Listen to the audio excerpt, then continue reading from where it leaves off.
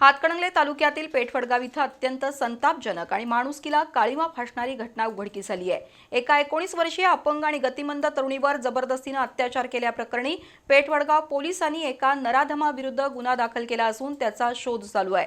मूळचा बिहार आणि सध्या पेठवडगाव इथं राहणारा मुख्तार सिद्दीकी असं संशयित आरोपीचं नाव आहे। दरम्यान या घटनेनंतर संतप्त मुस्लिम समाजानं पेठवडगाव पोलिसांना निवेदन देऊन संशयित मुख्तार सिद्दीकीला तातडीनं जेरबंद करून त्याला फाशी देण्याची मागणी केली आहे। हातकणंगले तालुक्यातील पेठवडगाव इथल्या पोळ गल्लीमध्ये संशयित मुख्तार सिद्दीकी हा भाड्यानं राहतो।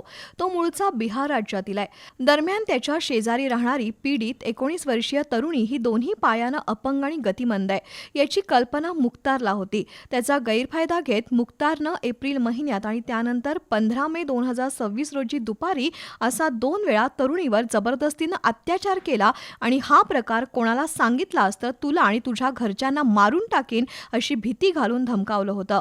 मात्र पीडित तरुणीनं हा प्रकार कुटुंबियांना सांगितला। त्यानंतर पीडितेच्या नातेवाईकांनी तात्काळ वडगाव पोलीस ठाणं गाठून 23 मे रोजी फिर्याद दिली। त्यानुसार पेठवडगाव पोलिसांनी मुख्तार सिद्दीकी विरोधात गुन्हा दाखल केलाय। कारवाईची कुणकुण लागताच मुख्तार सिद्दीकी फरार झाला। दरम्यान मुस्लिम समाजातील नागरिकांनी पेठवडगाव पोलिसांना निवेदन देऊन संशयिताच्या तातडीनं मुसक्या आवळण्याची आणि हा खटला जलद गतीनं चालवून संशयिताला फाशी देण्याची मागणी केली आहे। या घटनेमुळे पेठवडगाव परिसरात तीव्र संताप व्यक्त होतोय। पेठवडगाव पोलीस अधिक तपास करतायत।